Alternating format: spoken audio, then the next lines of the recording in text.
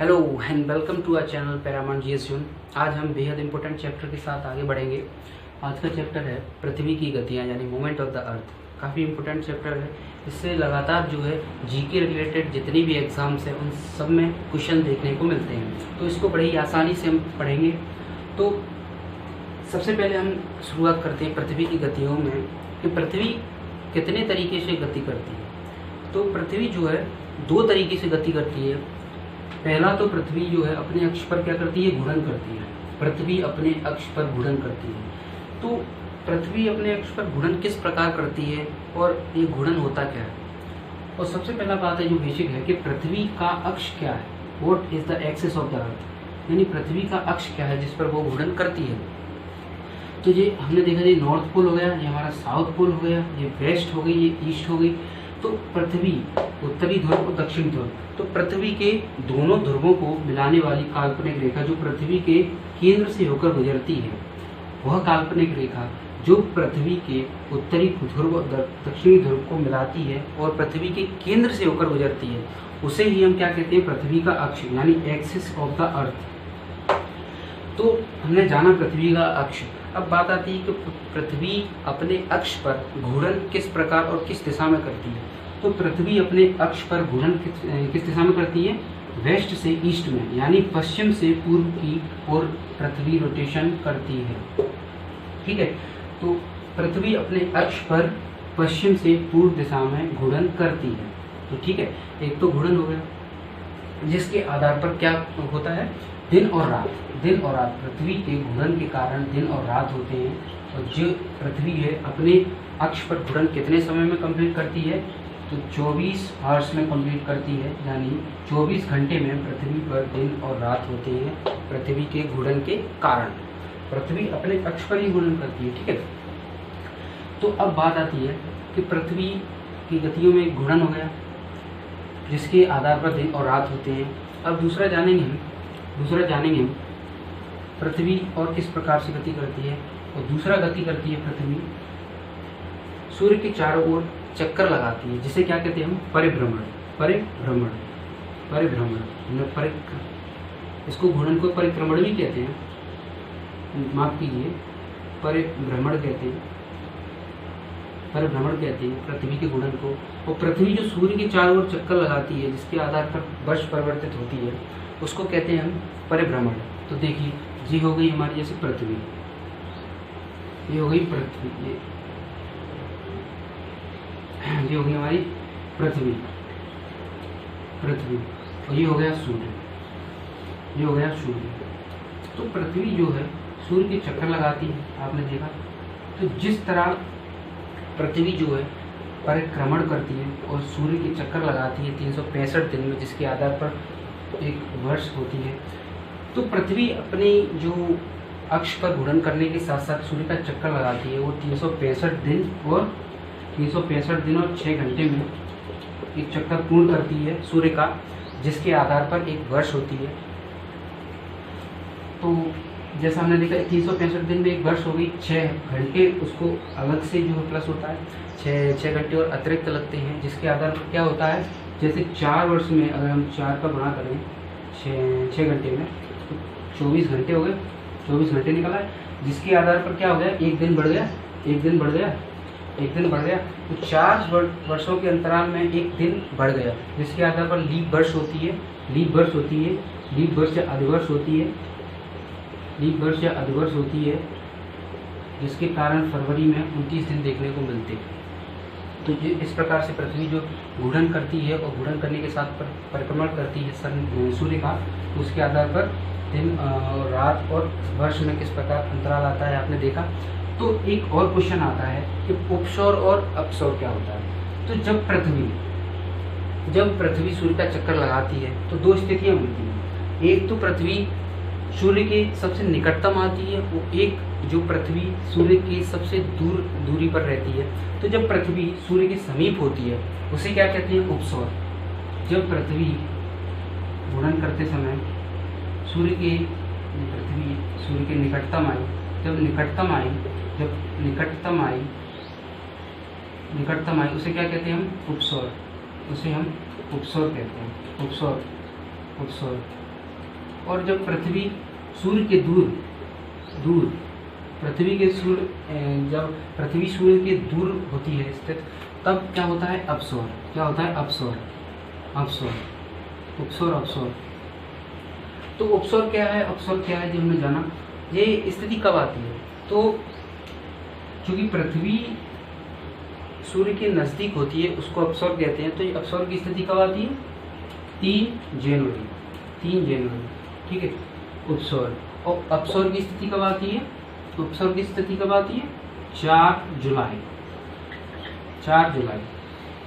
ठीक है, तो इस प्रकार देखा हमने अपसौर। अपसौर किसे कहते हैं? पृथ्वी के जब निकटतम होती है, सूर्य के निकटतम होती है, उसे अपसौर कहते हैं, जो 3 जनवरी को आती है। और अपसौर किसे कहते हैं? जब पृथ्वी सूर्य के अधिकतम दूरी पर होती है उसे हम अपसौर कहते हैं, जो 4 जुलाई को आती है। तो हम इसको थोड़ा सिंपल बनाएं कि डेट को याद करने के लिए, तो छोटा वर्ड हो गया, तो उप यानी पृथ्वी सूर्य के नज़दीक है, और ये आ गया तो अब ऐसे समझ लीजिए पृथ्वी सूर्य के दूर स्थित है। तो ये थोड़ी छोटी है, दूर है, तो इसकी कम डेट है, और जो दूरी ज़्यादा है तो इसकी 4 तारीख होगी। तो जनवरी और जुलाई ऐसे याद रख लेंगे थोड़ी क्रिकेट टूर में। तो हमने देखा किस प्रकार से पृथ्वी की गति में एक परिभ्रमण या घूर्णन देखा और परिक्रमण देखा। तो अब देखते हैं हम कि पृथ्वी पर दिन रात होते हैं, तो क्या पृथ्वी पर दिन रात समान होते हैं? पृथ्वी पर दिन रात का जो समय है वो समान होता है? बिल्कुल नहीं। जैसे सर्दियों के समय में क्या होता है कि पृथ्वी पर रात का समय जो है, रात बड़ी हो जाती है और दिन छोटा होने लगता है। उसी प्रकार गर्मियों में दिन बड़ा होता है और रात छोटी होती है। तो क्या अंतर है? ये स्थिति क्यों आती है? क्यों समय अंतराल रहता है इतना दिन और रात के बीच में? तो हम एक उदाहरण से समझें। जैसे एक ये पृथ्वी को हम फुटबॉल के रूप में लें, ये फुटबॉल है हमारी, फुटबॉल है, उस पर हम कोई लाइट लगाएं या टॉर्च लगाएं, जैसे टॉर्च लगाए हैं, तो जैसे पृथ्वी को हमने फुटबॉल माना, तो फुटबॉल की जिस सतह पर टॉर्च की लाइट होगी, तो वहाँ तो क्या होगा? लाइट होगी, प्रकाश होगा यहाँ। ठीक है, और जिस सतह पर जो लाइट नहीं पहुँचेगी टॉर्च की, वहाँ अंधेरा होगा। इसी प्रकार पृथ्वी की जिस सतह पर सूर्य की रोशनी पड़ती है वहाँ दिन होता है, और जिस सतह पर पृथ्वी की रोशनी नहीं पड़ती उसके अपोजिट में रात होती है। अब बात आती है, अगर पृथ्वी जैसे टॉर्च जो लाइट हमने डाली फुटबॉल पर, तो उसकी सतह बराबर पर जो उसकी सतह है उसमें आधी सतह पर बिल्कुल लाइट रहेगी, आधी सतह पर जो है अंधेरा रहेगा। ठीक है, तो यह स्थिति तो पृथ्वी के साथ भी होनी चाहिए। पृथ्वी की सतह पर जिस प्रकार सूर्य की लाइट होती है, पृथ्वी चूंकि गोल है, तो यह स्थिति तो पृथ्वी के साथ भी होनी चाहिए। पृथ्वी की सतह पर भी दिन और रात में जो समय अंतराल है वो बराबर होना चाहिए, यानी 12 घंटे की रात और 12 घंटे का दिन होना चाहिए। लेकिन ऐसा नहीं है, तो क्या अंतर है? क्यों ऐसा है? तो सबसे पहली बात है कि पृथ्वी जो है गोल है, लेकिन पृथ्वी सीधी नहीं है। पृथ्वी अपने अक्ष पर झुकी हुई है। कितनी झुकी हुई है? पृथ्वी अपने अक्ष पर 23.5 डिग्री झुकी हुई है। 23.5 डिग्री झुकी हुई है, जिसका कारण क्या है? जिसके कारण जो है पृथ्वी पर दिन और रात के समय अंतराल में अंतर होता है। और दूसरा क्या है कि पृथ्वी अपने अक्ष पर घूर्णन करने के साथ साथ ही क्या होता है कि सूर्य का चक्कर लगाती है, जिसके आधार पर ऋतु में भी परिवर्तन होता है, और दिन और बड़े दिन की जो समय अवधि है उसमें भी अंतर रहता है दिन रात में। तो जिस प्रकार पृथ्वी को हम देखते हैं, थोड़ा सा एक चार्ट बना लें।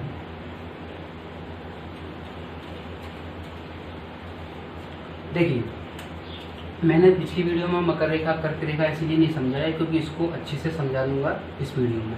तो देखिए, सबसे पहली बात है, थोड़ा सा हम एक अच्छा सा चित्र बनाएं जिससे आपको मौसम और समय में बिल्कुल सही से क्लियर हो जाएगा। थोड़ा सा वेट करिए। ये हमारी पृथ्वी है जो सूर्य का चक्कर लगा रही है। तो पृथ्वी हो गई, ये हो गया हमारा सन, ये हो गया सन।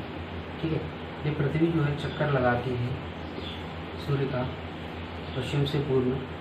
तो ये पृथ्वी को मैंने बताया कि 23.5 डिग्री झुकी हुई है, तो वास्तविक स्थिति क्या रहेगी पृथ्वी की? ये नॉर्थ पोल और ये साउथ पोल। तो पृथ्वी अगर नॉर्थ पोल साउथ पोल है तो इक्वेटर और ट्रॉपिक ऑफ कैंसर और ट्रॉपिक ऑफ कैप्रिकॉर्न, कर्क रेखा मकर रेखा की स्थिति में भी बदलाव आएगा, वो भी झुकी होगी। तो देखिए, तो पृथ्वी को तो बराबर भागों में विभाजित करने वाली रेखा क्या होगी? इक्वेटर होगी। इक्वेटर होगी, इक्वेटर हो गया हमारा। और पृथ्वी के ये हो गया नॉर्थ, ये हो गया साउथ, यानी उत्तरी गोलार्ध और दक्षिणी गोलार्ध में, उत्तरी गोलार्ध और दक्षिणी गोलार्ध में 23.5 डिग्री उत्तर में, 23.5 डिग्री उत्तरी अक्षांश, 23.5 डिग्री नॉर्थ में, 23.5 डिग्री नॉर्थ में अक्षांश रेखा को क्या कहते हैं हम? कर्क रेखा, ट्रॉपिक ऑफ कैंसर। और 23.5 डिग्री दक्षिण में, 23.5 डिग्री दक्षिण में स्थित अक्षांश रेखा को क्या कहते हैं? मकर रेखा। तो कर्क रेखा मकर रेखा है। तो किस प्रकार से जो है हमने कर्क संक्रांति होती है, मकर संक्रांति पड़ती है, किस प्रकार से पड़ती है? वो सूर्य के प्रकाश जिस स्थिति में होता है उसके आधार पर ही कर्क संक्रांति और मकर संक्रांति पड़ती है।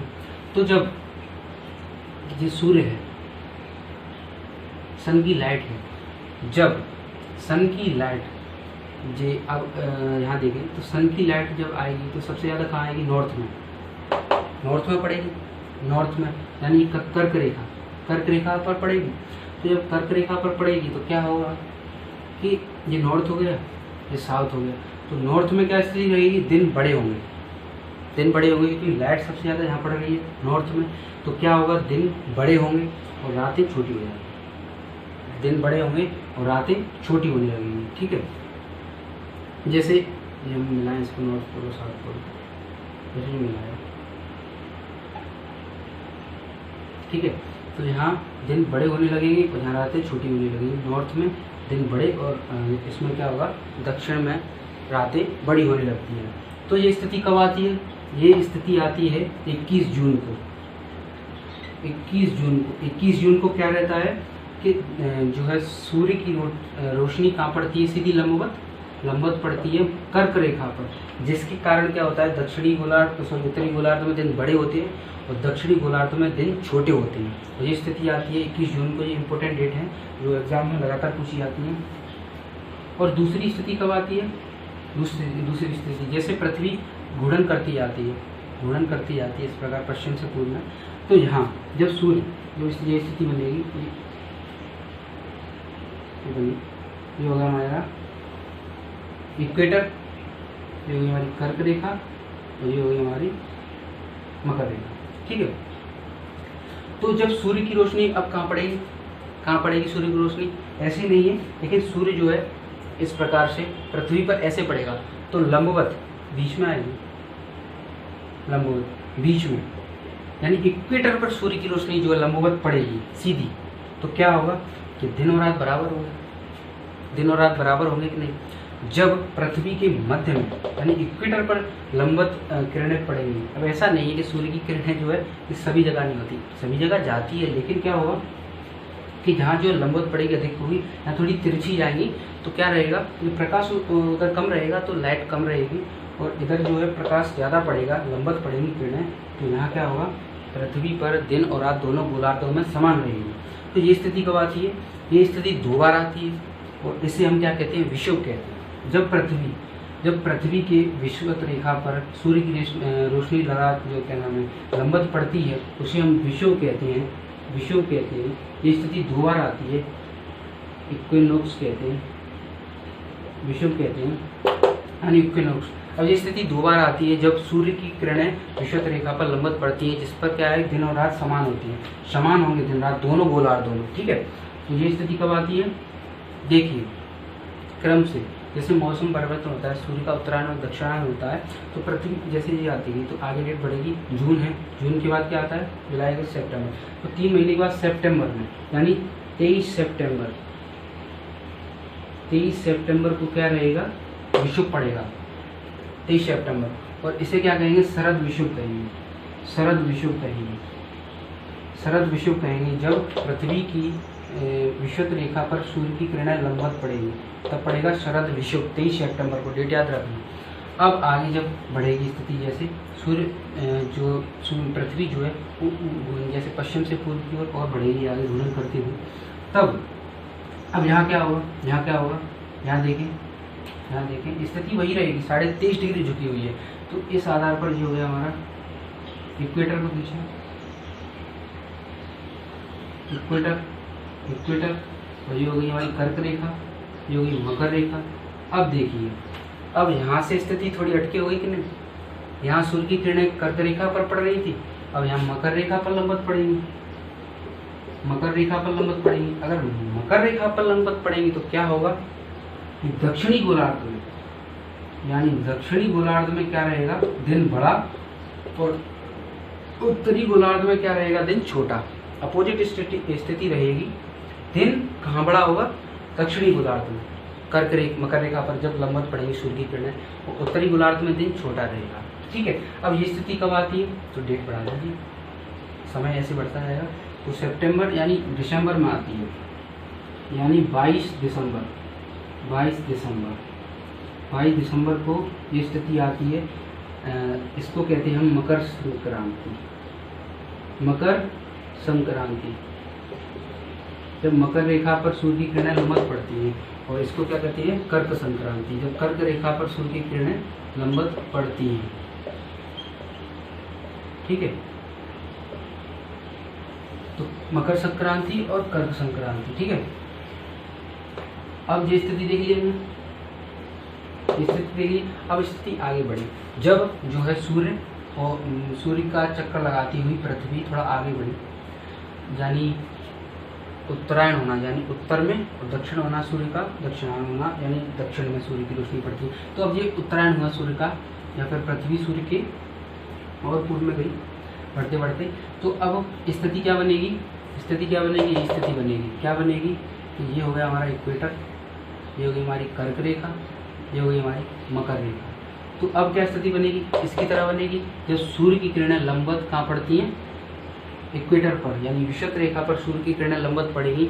अगर सूर्य की किरणें विषुवत रेखा पर लंबवत पड़ेंगी तो क्या होगा, दोनों गोलार्धों में दिन और रात की अवधि में जो है अंतराल नहीं रहेगा, बिल्कुल समान रहेगा, दिन और रात समान रहेंगी दोनों गोलार्धों पर, जब सूर्य की किरणें विषुवत रेखा पर लंबवत पड़ती हैं। जैसा मैंने पहले कहा, विषुव यानी इक्विनोक्स 2 बार होती है स्थिति, तो इसको क्या कहते हैं हम, इसको कहते हैं हम वसंत विषुव कहते हैं, वसंत विषुव कहते हैं। ठीक है, अब ये स्थिति कब आती है, आगे बढ़ा दीजिए। तो ये स्थिति आती है 21 मार्च को। 21 मार्च को क्या रहता है, सूर्य की रोशनी एक बार फिर से लंबवत पड़ती है विषुवत रेखा पर, और दिन और रात की अवधि जो है समान रहती है दोनों गोलार्धों में। तो ये हमने देखा कि किस प्रकार से पृथ्वी पर जो है समय की दिन और रात की अवधि में अंतर रहता है और मौसम में अंतर रहता है। तो थोड़ा दिन को भी देख लें हम, किस प्रकार से समय अंतर रहता है, कि जब यहाँ देखिए सूर्य की किरणें जैसे यहाँ पड़ी, यहाँ लंबवत पड़ रही है, ठीक है। तो यहाँ क्या रहेगा, मान के चलिए कर्क रेखा पर जब सूर्य की किरणें लंबवत पड़ेगी तो यहाँ दिन बड़े हो जाएंगे। अगर यहाँ पर मान लीजिए 14 घंटे की, अगर दिन हो रहा है 14 घंटे का दिन है, तो अपोजिट इसके 10 घंटे की रात होगी, ठीक है। और यहाँ क्या होगा कि अगर थोड़ा सा उत्तरी गोलार्ध में चलें तो यहाँ अगर 16 घंटे यानी मान लीजिए 12 घंटे का अगर दिन है तो 12 घंटे की यहाँ रात होगी, ठीक है। इस प्रकार से जो स्थिति रहती है। और इसी प्रकार अगर दक्षिणी गोलार्ध में बात करें हम, दक्षिणी गोलार्ध में जब तिरछी पड़ेगी तो रात बड़ी हो जाएगी, दिन छोटे हो जाएंगे, और ऐसी स्थिति बनती जाएगी आगे। और जब विषुवत रेखा पर पड़ेगी तो समान पड़ेगी, 12 घंटे का दिन 12 घंटे का रात। तो इस दिन क्या होता है, जब सूर्य की किरणें लंबवत पड़ेंगी विषुवत रेखा पर तो दोनों गोलार्धों में जो दिन रात बड़ी रहती हैं। तो क्वेश्चन आता है कि पृथ्वी पर दिन और रात बड़े कब होते हैं, तो जो दोनों डेट याद रखिए, 23 सितंबर और 21 मार्च को वो स्थिति होती है जब विषुव पड़ते हैं, यानी विषुवत रेखा पर सूर्य की किरणें लंबवत पड़ती हैं। इस दिन दिन और रात की अवधि समान रहती है। तो इस प्रकार से ऋतु में परिवर्तन होता है। ये सारी कर्क संक्रांति, मकर संक्रांति इस प्रकार से पड़ती हैं। तो इसी के साथ ही हमारा ये चैप्टर कंप्लीट होता है। उम्मीद है आप सबको अच्छे से समझ में आया होगा। 1-2 बार वीडियो देखिए, आपको बिल्कुल पूरी तरह से समझ में आएगा। और इसके बाद मैं आपको ऑब्जेक्टिव दूंगा, उसको हल करना है, बिल्कुल इसको अच्छे से समझ के हल करना है। अगर कुछ समझ में ना आए तो आप बताइएगा, कमेंट कीजिएगा, मैं इसको पढ़ूंगा और बताऊंगा किस प्रकार से जो आपका समस्या उसको हल करूँगा। तो थैंक यू, और इसी प्रकार से बने रहिए हमारे साथ, और इस वीडियो को और हमारे चैनल को सब्सक्राइब करवाइए और अपने दोस्तों के साथ आगे शेयर कीजिए, ताकि मैं और अच्छे से अच्छा आपको कंटेंट प्रोवाइड कराऊं, और इसी तरह से आप बने रहिए। Thank you.